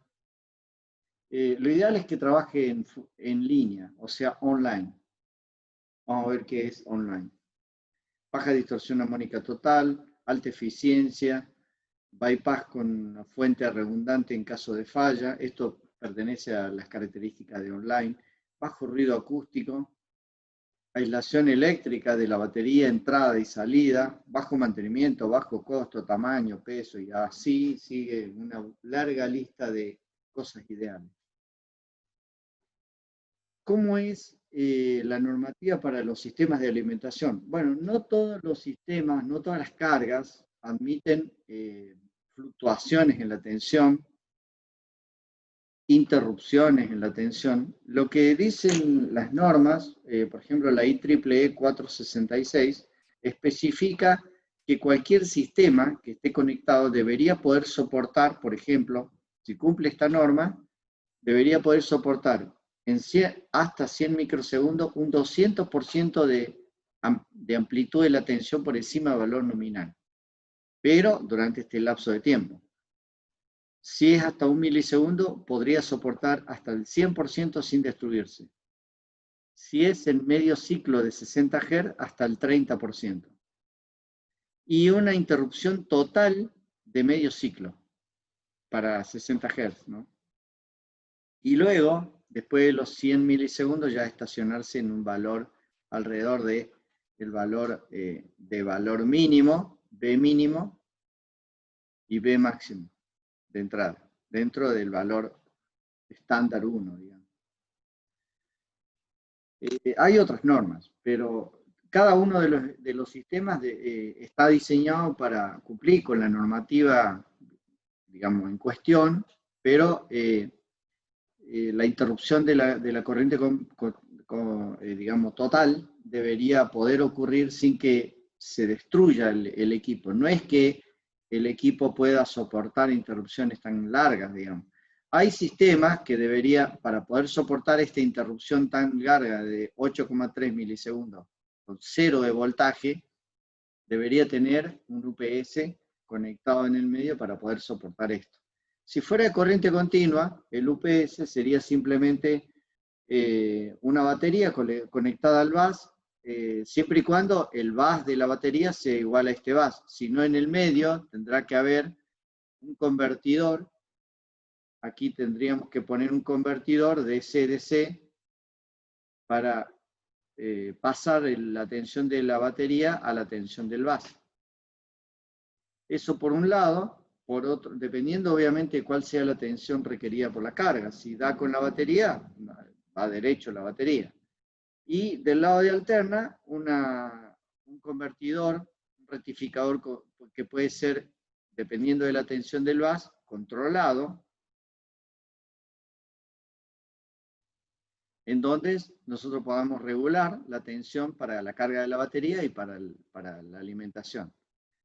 Si llegara a cortarse la red, la batería obviamente debería suplir durante un tiempo limitado la energía a la carga. Por lo tanto, aquí la conexión se hace con un PLC, la interrupción y los cortes de esto, o con un controlador. Puede ser parte del mismo UPS, el controlador, dependerá del tipo de UPS que estemos hablando, conectará, si hay una interrupción de la energía por un tiempo prolongado y necesitamos mantener la tensión en la carga, entonces conectará un grupo electrógeno hasta tanto vuelva la energía de la red. Esto dependerá de la potencia requerida en la carga, obviamente. El tema del grupo electrógeno puede valer tanto para bus de continuo como bus de alterno. Según el requerimiento de alimentación, no puede haber interrupciones. Hay lugares donde no es posible la interrupción de la energía. Y la batería, el pack de batería puede durar algunas décadas de minutos, nada más. Porque tampoco puede tener unas inmensas baterías. Tiene una batería para soportar interrupciones leves. ¿Cómo sería un UPS de continua un poco más, digamos, sofisticado? Lo mismo, pero con un bypass directamente a la carga y la batería en la espera, digamos. Si se interrumpe la alimentación, recién ahí entraría la batería con un interruptor estático, con un switch que sería un tiristor, para conectar en el caso de que la red se desconecte. ¿Cómo son los UPS de corriente alterna? Los UPS de corriente alterna pueden ser fuera de línea, o en línea, o interactivo con la línea. El fuera de línea, la red va derecho a la carga. Hay un interruptor estático que está normalmente conectado. Entonces, la red entrega a la carga la alimentación con todos los defectos que la red tiene. Es decir, problemas de corrimiento de fase, problemas de microinterrupciones de voltaje. O sea, la tensión siempre de la red siempre tiene microcortes. Todos esos microcortes van a estar en la carga y los voy a ver. Así que la carga sería para cargas que no sean tan críticas. A su vez, hay un rectificador que carga el pack de baterías y un inversor para conectar en la carga. Pero está a la espera, está en stand-by.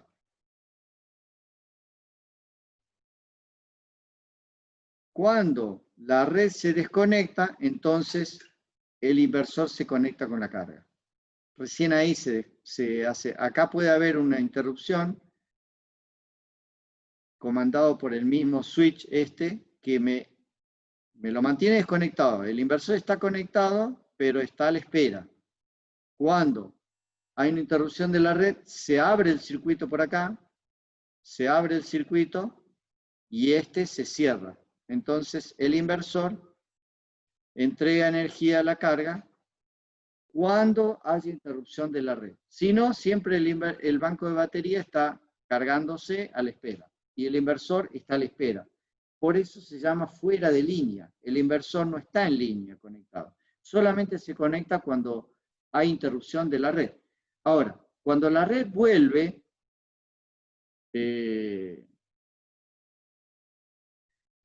tengo que volver a conectar la red. Pero ¿qué pasa? El inversor perdió el sincronismo de fase con la red. Entonces, tengo que desconectar el inversor y recién conectar la red a la carga, pero va a haber una interrupción de la energía, o una pequeña interrupción, y hasta puede haber una salida de sincronismo porque el inversor ya no estaba sincrónico con la red porque se mantiene en sincronismo, pero siempre y cuando haya red. Cuando la red desapareció, el inversor genera su propio 50 Hz, digamos, con su propia fase, y cuando la red vuelva, puede que esa relación de fase no se sostenga. Así que puede haber un microcorte cuando hacemos el retorno de la llave desde la red hacia la carga, y esto se vuelve a cortar. Ese sería, o sea, estas interrupciones ocurren en los UPS offline. Por eso el UPS offline tiene requerimientos para cargas que no sean muy críticas. Por ejemplo, un UPS para una PC puede ser offline porque la carga es de continua. O sea, la fuente de alimentación al final termina siendo de continua, así que no sería tan grave que haya una pequeña interrupción. ¿Cómo es el UPS online? Bueno, el UPS online, voy a hacer una duplicación de la diapositiva. El UPS online es lo siguiente. Yo tengo la red, un rectificador. Del rectificador, supongamos fuera trifásico, tengo una tensión del bus, positiva y negativa. De ahí, entonces tengo el capacitor de bus y luego tengo el inversor. Del inversor, entonces va, de nuevo tengo la alterna, va al switch y va a la carga. Entonces, el switch está siempre conectado. Este switch está siempre conectado y acá tengo la carga. A la vez, desde acá, tengo un convertidor DC-DC y el pack de batería. Entonces, del rectificador voy constantemente cargando el pack de batería y cuando la red se corta, es el pack de batería quien me sostiene la tensión del bus. pero el inversor está siempre conectado con la carga. La función de la red es simplemente, digamos, mantenerme la tensión del bus y cargar la batería. Esa es la función de la red. Entonces los microcortes desaparecen, pero no los sincronismos de fase porque la fase entra por acá. La relación de fase se mantiene. ¿Por qué razón? Porque cuando el inversor dos cosas pueden pasar. Sobrecarga de la carga hacia el inversor o falla. Cualquiera de las dos, entonces yo tengo acá una conexión que me lo conecta, o sea, la llave sería, disculpen, la llave estaría conectada así, digamos, para allá. O lo conecta acá o lo conecta allá. Y la carga entonces se conecta acá o se conecta allá. Este sería el bypass.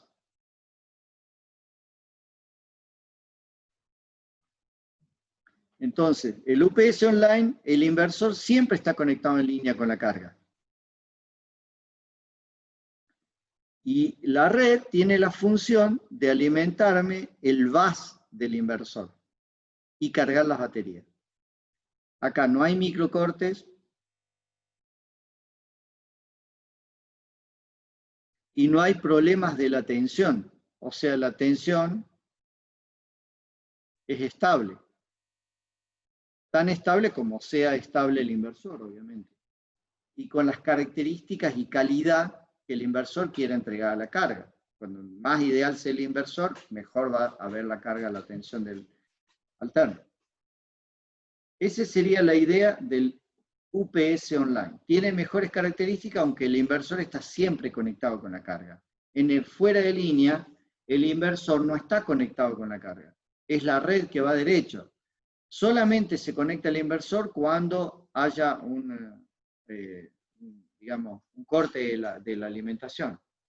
Acá, ¿cuándo la red se conecta? Cuando hay sobrecarga o cuando hay falla o cuando hay una desconexión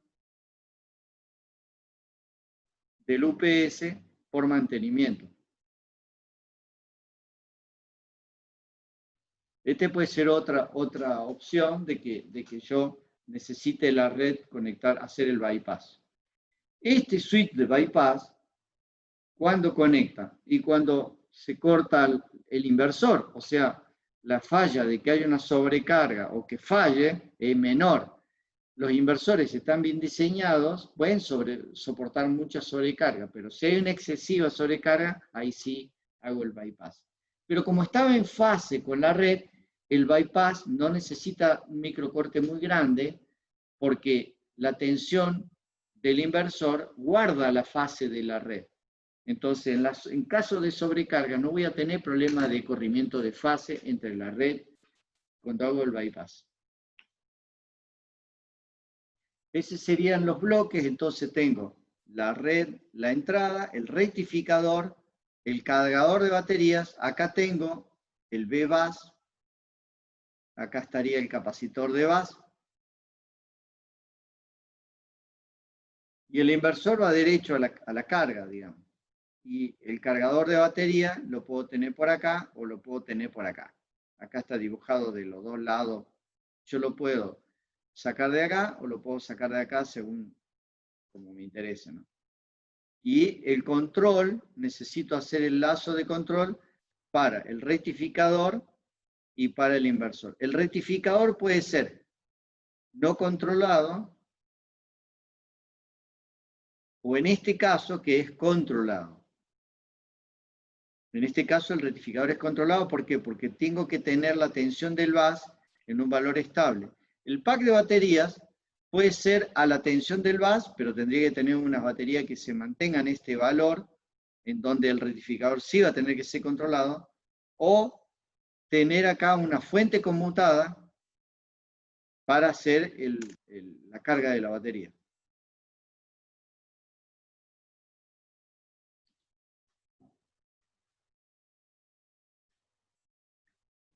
También hay opción de poner un transformador de aislación en el medio porque hay cargas, determinadas cargas que no soportan, digamos, el inversor, digamos, sin transformador.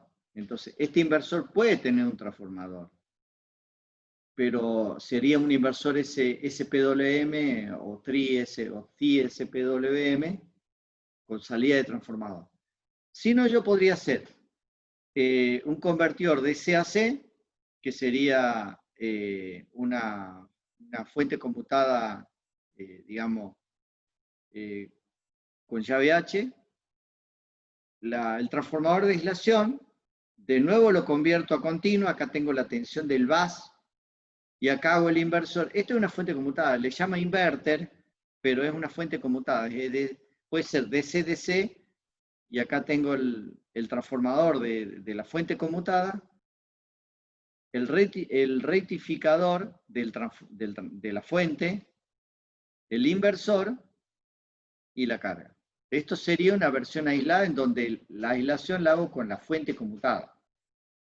Acá le llamo inversor, pero vimos que en fuente conmutada yo tengo que al final poner un puente de rectificadores si es punto medio o si es de cuatro diodos, si es de puente completo. La tensión del bus pasa con un cargador de batería o descarga de batería, depende, es bidireccional, es DC-DC, pero es back hacia allá y es bus hacia el otro lado. O sea, es un convertidor bidireccional. ¿Por qué? Porque el banco de baterías no va a tener el mismo valor de voltaje que el bus del rectificador. Entonces este rectificador es no controlado. ¿Por qué lo necesito no controlado? Porque no me interesa esto, porque yo en realidad con esta fuente conmutada cargo el banco de batería. Y cuando necesito tomar energía de bypass, lo elevo al valor de la tensión del bus. De esta forma tengo un UPS, pero con un transformador de aislación. ¿Cómo es el UPS interactivo con la línea? Bueno, el inversor está colocado entre los dos lados, directamente. Y tengo el pack de baterías que a la vez los cargo. Y acá tengo la red alterna y acá tengo un inversor que me produce la misma tensión en sincronismo con la fase y no pasa nada, por acá no circula corriente si la batería no requiere carga y si la carga, si no hay microcorte. Si hubiera un microcorte acá, una interrupción de la red, el inversor inmediatamente lo suministra y si hay un corrimiento de fase muy grande, que haya un requerimiento de corrección del factor de potencia, este inversor también puede hacer esa corrección. Es decir, esa sería una ventaja, pero es muy parecido al fuera de línea sin ser un online. O sea, aceptaría entregar los microcortes, pero, digamos, está en fase este inversor con la red. Y cuando la red se corte, recién ahí es donde el inversor entrega energía a la carga. Si no, la energía proviene directamente de la red. Volviendo al online, ¿cómo serían los modos de operación? Operación normal, por ejemplo. Puedo tener un transformador de aislación en la entrada, eso puede ser un ejemplo, pero es un transformador de 50 Hz, o sea que es un UPS, digamos, antiguo. Y de mucha potencia. Entonces no puedo poner una fuente conmutada con un transformador porque tendría que ser un transformador de 100 kVA. Entonces, esto es opcional. Viene la red me alimenta el rectificador, de ahí viene la carga de batería a través de una fuente conmutada que es bidireccional, para allá es back y para allá es bus. El convertidor, que es el inversor, y del inversor va la carga. Cuando el inversor esté sobrecargado, se corta y se conecta el switch de bypass a la carga. O cuando el inversor falla, se conecta, pero en esos casos nomás se conecta. Si no, el flujo de energía viene por acá y se va para allá. O sea, siempre el inversor es quien entrega energía a la carga en el UPS online. Es lo mismo para menos potencia, en donde tiene el transformador a la salida y es mucho más chico, menos voluminoso el transformador porque lo tengo a la salida. ¿Cómo funciona el bypass? Y el bypass va a funcionar por este lado. Este sería el camino del bypass porque el inversor está sobrecargado o está con fallas. Entonces, o estoy haciendo un mantenimiento en este bloque, entonces hago el bypass manualmente. Ese sería el bypass. ¿Y cómo es el modo backup? El modo backup es cuando tengo una falla de la red y ya la red no suministra la tensión del bus, sino que ahora lo suministra el pack de baterías. El pack de batería me suministra la tensión del bus y conecta el inversor, nunca dejó de funcionar. Lo único que recibe es que ya no recibe alimentación de la red, sino del pack de batería. Pero acá no hubo nunca una interrupción. No se enteró la carga de que hubo este traspaso. Por eso el online no tiene cortes, porque solamente tiene cortes cuando haga el bypass, porque ha fallado el inversor o porque el inversor fue sobrecargado. Hay otro modo que el bypass de mantenimiento, en donde yo hago este flujo de energía a la carga directamente. Toda esta parte queda deshabilitada. Entonces yo hago directamente como si lo desconectara. Y otra función es cuando hay una emergencia. Se llama Emergency Power Off. En donde desconecto acá, desconecto la fuente conmutada, el rectificador y desconecto el inversor. Estos son los bloques que quedan apagados cuando aprieto el Emergency Power Off.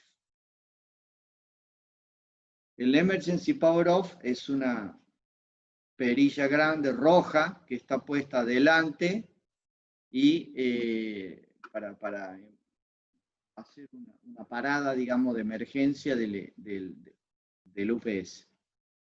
Acá tengo la llave de encendido y apagado, y acá tengo un monitoreo de línea y distintos estatus y falla, y acá un tecladito para hacer el control. Este panel puede ser controlado también desde internet. Esta es una muestra cómo sería visual, mecánico, pero puede esto estar puesto directamente colgado. Yo tengo el UPS conectado a Ethernet, lo conecto a internet y desde internet puedo controlar el UPS y monitorear el estatus del UPS. Incluso como si es online, puedo ir monitoreando las microinterrupciones que va habiendo en la red para ver si está bien calculado o bien hecho el cálculo del UPS. Esto es una idea general de un UPS de Toshiba de 100 y 80 kVA, y acá tiene las características, por ejemplo, tensión de entrada 380, 4 cables con masa, variación de la tensión, 50 o 60 Hz, variación de la frecuencia de la alimentación, cantidad de fases, 3 o 4, factor de potencia, bla, bla, bla, y ahí tienen todas las opciones. La batería, qué tipo de batería y el rango, de 284 a 374, dependiendo de la cantidad de batería, obviamente. La corriente nominal, 3,8 amperes máximo. La salida, 220 o 380, 152 amperes por fase. 3 fases y 4 cables. Admite desadaptación y desbalance. Bueno, acá tienen condiciones ambientales, 75 a 1 metro, 75 dB, es bastante ruidoso. Se conecta con RS232, pero también ahora hay nuevos que se conectan con distintos tipos de protocolos de bus, Profibus, NetBus, Ethernet. ¿Qué importancias tienen los UPS? Bueno, es importante la característica de la forma de salida, va a depender de la calidad del inversor que pongamos, la aislación, si se requiere o no, si admite los UPS poner varios en paralelo, para que los inversores puedan soportar paralelismo, conexiones en paralelo, necesito tener uno de ellos maestro y el resto esclavo. Entonces tiene un cable que los va conectando para hacer el sincronismo de fase. Acá tengo un ejemplo, esto es sacado de uno de los libros de UPS, de cómo sería el UPS, en donde yo tengo bloques, distintas placas, por ejemplo, varias placas de rectificador, varias placas de inversor, muchas placas redundantes por si falla una se conecta a la otra, o estén todas conectadas para evitar sobrecargas. Acá tengo con 2 loops de entrada y varios rectificadores y varios inversores, en donde algunos están conectados entre sí y otros no. Acá tengo otra opción. Hay la mayoría de los UPS para analizar digamos, la vida útil y la cantidad de fallas que se pueden generar en los UPS, es que tienen muchas placas redundantes y monitoreos entre sí, y cuando falla una se conecta inmediatamente la otra y me muestran en el panel de que hubo una placa que tuvo falla y conectó a la otra, y ya tengo que me manda que la repare a la placa que falló. Esto puede hacerse si estamos monitoreando todo el tiempo en línea. Y acá tengo varios bloques con 2 entradas, un anillo de DC y varios inversores para una carga, y otros inversores conectados en paralelo para otra. Este requiere redundancia, varios inversores en paralelo, no todos conectados obviamente, pueden ser estos 2 conectados y este simplemente de backup. Si uno de estos 2 se corta, él lo conecta una placa redundante. Cuando más placas redundantes tenga, bloques redundantes, menos probabilidad de fallo voy a tener. Los inversores pueden ser conectados en paralelo, para ello necesitaré tener un sistema de sincronismo. El sincronismo de fase lo logro digamos, con un PLL, en donde uno de ellos es el maestro y el resto son esclavos sincronizados en fase con el primero. También puedo tener bloques con distintos packs de baterías para distintas cargas críticas, en donde tengo bloques para una carga, bloque para otra carga, bloque para otra carga, dependiendo de cómo se definan cuáles son las cargas críticas. El switch de bypass en realidad es un bloque de tiristores, no es un relé. Es un bloque de tiristores que está configurado para que pueda conectarse en alterna y es mucho más rápido que un bloque de tiristores, obviamente. Las baterías en general son de batería, no son de baterías de una tecnología muy moderna porque no lo amerita para el UPS. Las baterías en general son de plomo ácido, sí de electrolito absorbido.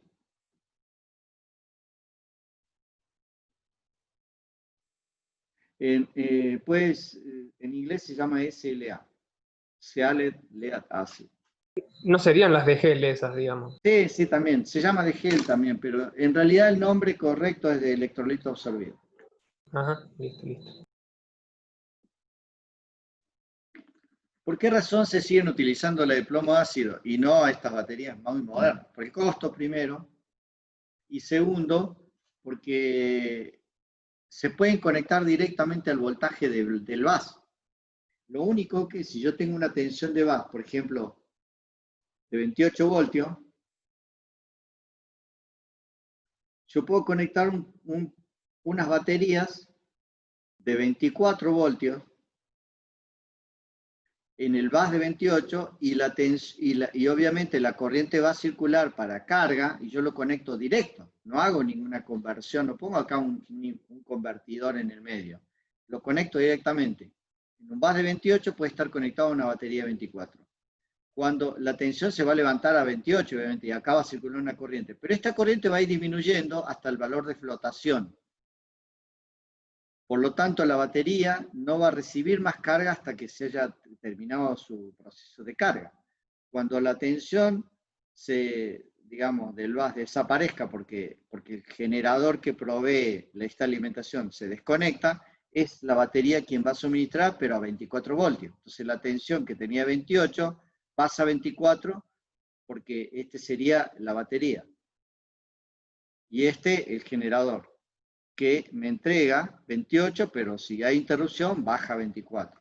Esa sería la idea de un backup de batería en un sistema que se conecta directamente, sin ninguna otra cosa, sin llave, sin nada. ¿Cómo descargamos una batería? Bueno, la batería, por ejemplo, una batería 30 ampere hora de 24 voltios, puede descargarse con una corriente. ¿Cuál es la? ¿Por qué se llama ampere hora? Una batería de 30 ampere hora, la idea, yo tengo la batería, la descargo sobre una carga de 30 amperes y en una hora la tensión, que era 24, puede pasar a 18 o puede pasar a 20 según la norma. Esto es una norma de que en una hora tiene que poder soportar una corriente constante de 30 amperes. O sea, la carga va a ir variando para que esta corriente sea constante, porque la tensión va a ir bajando, ve que la tensión va bajando. De un valor nominal que es 24, si está circuito abierto se llama Open Circuit Voltage. Este sería el valor OCB. Pero cuando yo le pongo un poco de carga, la tensión baja a su valor nominal, que es 24 voltios. Después empieza a bajar hasta su valor de battery low, que me queda un 20% de remanencia y me suena la alarma en el UPS que me dice battery low. Cuando ya superó ese 20%, ya me está diciendo o que conecte un grupo electrógeno o que apague todo de manera segura. Si fuera, por ejemplo, una computadora, bueno, tengo un tiempo limitado para apagar todo porque ya no da más la capacidad de la batería. Suena la alarma battery low, B low. Cuando llegó al B mínimo o B off, tensión de apagado, se apaga directamente. Ahí ya no me manda ninguna alarma, se desconecta el UPS. Así sería la idea para la descarga. Ahora, yo una batería, este test que digo que es 30 amperes en una hora, es un test para una batería de norma militar. Una batería de norma industrial, en realidad la batería se descarga a C/5 durante 5 horas. Con una, es decir, a 6 amperes, la descargo a 6 amperes y tiene que soportar 5 horas. O sea, el requerimiento es mucho menos estricto, porque no lo estoy descargando a la capacidad plena, lo estoy descargando a un quinto, a C/5. C sería la capacidad. Eso es las baterías de auto, por ejemplo. La batería que dice de auto, el valor que dice, por eso las baterías son chicas. Pero las baterías de aviones o de aplicaciones militares son más grandes porque tienen que soportar full capacidad, toda la capacidad durante la hora. Y tiene que, según la normativa, llegar a 18 o llegar a 20, según la 18 sería menos exigente que 20.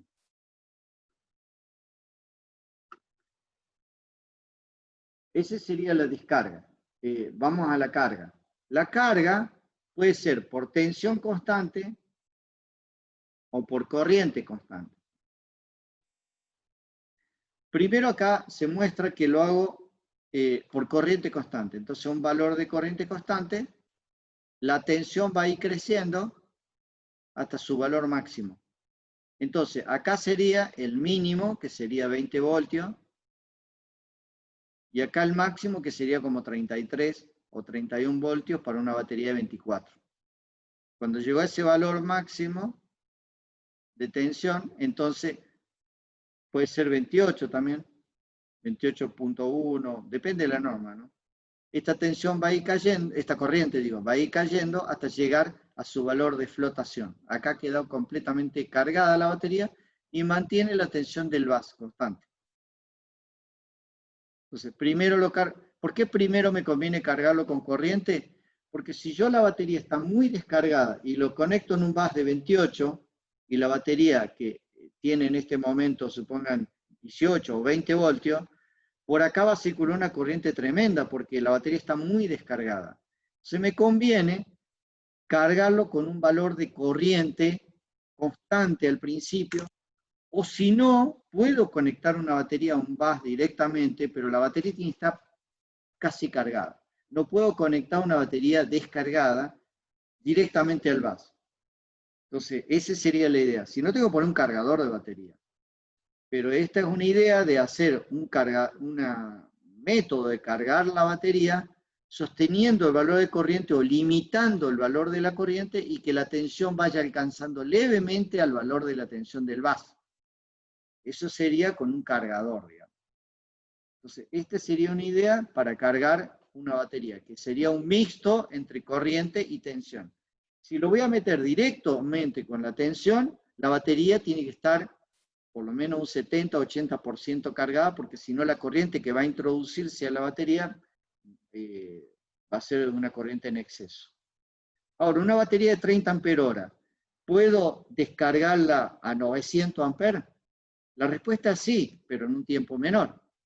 O sea, una batería puede entregar mucho más corriente que su capacidad, pero en poco tiempo. Hay baterías que están diseñadas, por ejemplo, para arranque de motor y otras que no. Esas baterías tienen una resistencia, digamos, de pérdida de la batería baja, mucho más baja que una batería que no está diseñada para arranque de motor. Esa es la importancia, ¿no? De saber elegir bien la batería, depende de la aplicación. Para un UPS en particular no hay exigencia, porque la capacidad de la batería va a ser, si una batería de 30 amperios, a lo mejor requiere una capacidad de 120 amperes. Sí, pero ya no va a soportar una hora, sino 20 minutos. Entonces, durante ese lapso de tiempo tengo que saber qué hacer, porque la tensión se va a bajar a 18 o 20 voltios, que es la tensión V-low, y cuando llegue a V mínimo, que sería los 18 voltios, la batería, el UPS se va a cortar. Si no puse un grupo electrógeno, bueno, listo, me quedé sin energía.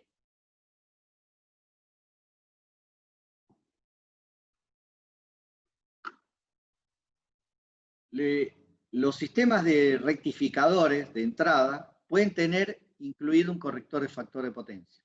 Entonces, el rectificador puede ser rectificado y a la vez corrector de factor de potencia.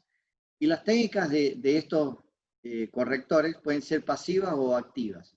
La pasiva simplemente mide la corriente, el desfasamiento que hay entre la corriente y la tensión, y define con un banco de capacitores que tiene qué capacitor es el más conveniente de conectar, y hay un switch que conecta a ese capacitor que le corresponde de acuerdo al corrimiento de fase que hay, con un calculador obviamente, pero es con un banco de capacitores que esté conectado ahí en el medio.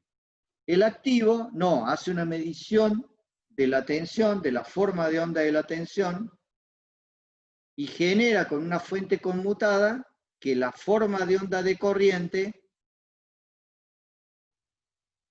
siga a la forma de onda de tensión. Eso se logra con un convertidor dentro del rectificador del tipo boost, porque el boost del lado de salida es tensión y del lado de entrada amplifica corriente. Entonces puedo lograr modificar de una manera con mucho más ganancia del lado de entrada, a costa de que la tensión de salida varíe, pero bueno, a la salida yo tengo un inversor, así que no habría problema.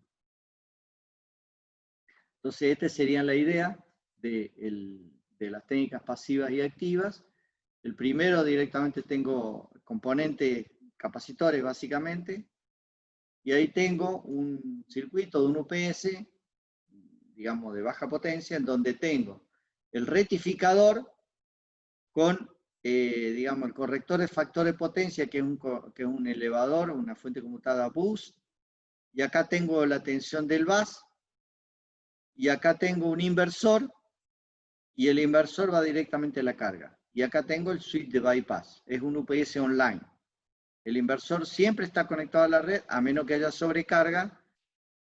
¿Y cómo se conecta la batería? Bueno, se carga la batería por acá, acá tengo un cargador de batería, La batería tiene una tensión de bus distinta a la tensión esta. Acá tenía ese B-bus. Profe, usted recién cuando decía acá tengo, no se veía, al menos yo no veía dónde marcaba. Debe ser por eso lo que decían los chicos la otra vez. Pero bueno, más o menos creo que me ubiqué. Bueno, de nuevo, acá ¿ven esto? ¿Ven el puntero? Claro, yo ahí no veo nada, no sé, los chicos. No, el puntero no se ve ahí. Si marca... Ahí si- cuando escribe, sí. Ah, bueno. O sea, ¿el puntero del mouse no lo están viendo? No. No. Bueno. Bueno, acá tengo el cargador de batería. Acá está la batería. Acá, entonces la red viene por acá y carga la batería. La batería tiene una tensión distinta a la tensión del bus. Entonces necesito un circuito elevador para que sería esto. Sería un elevador. Y acá tengo el circuito que sería una fuente conmutada para tener una tensión del bus y la otra tensión del bus que sería la que está acá.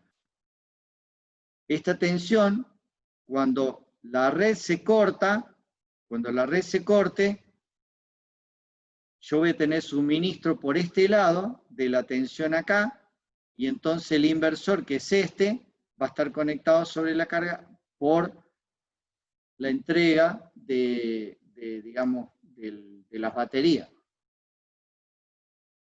¿Me siguen? Entonces esa sería la idea. Toda esta parte es un circuito de alimentación del modo backup. Esto es una fuente conmutada y acá tengo el cargador de batería. Y es un cargador bidireccional, o sea, en una dirección cargo y en la otra dirección descargo. ¿Ok? Tengo que marcar así porque no están viendo el puntero del mouse. Cuando vean la grabación, el puntero del mouse aparece. No sé por qué ustedes no lo están viendo. Bueno, y acá tengo entonces el switch de bypass y la salida. Bueno, ese sería, hay dos libros que le dejé de UPS, ahí tiene muchos más circuitos, pero bueno, esa es la idea básica de un UPS de este tipo. Bueno, ¿tienen alguna pregunta sobre el UPS? Es muy cortito el tema y son solamente bloques. Necesitan un bloque rectificador, un bloque inversor y un bloque cargador de batería. Y una lógica de control y un switch de bypass. Esos serían los bloques que tiene un UPS.